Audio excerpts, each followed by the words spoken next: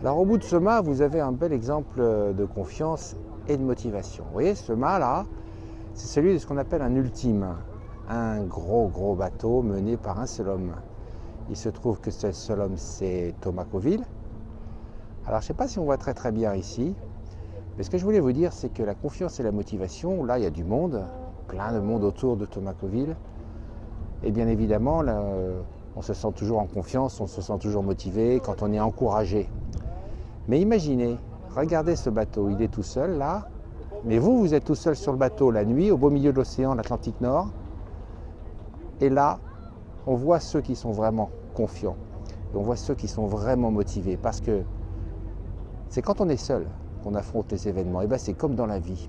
Et c'est pourquoi cette course est extraordinaire, comme toutes les autres courses au grand large.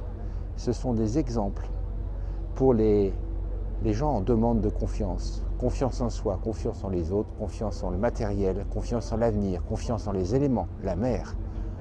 Et motivation extrême, bien évidemment.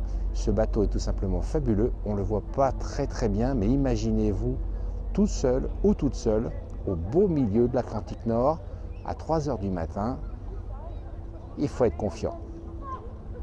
La suite, à tout à l'heure. Plus de confiance ou plus de motivation? Vous êtes un des plus grands marins de l'histoire.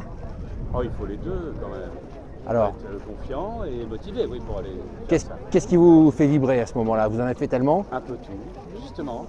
La soif de redécouvrir, d'être tranquille, de régater. D'avoir des émotions? Ouais, c'est l'idée, c'est le principe de la vie, ça. D'accord. Partout. Ok.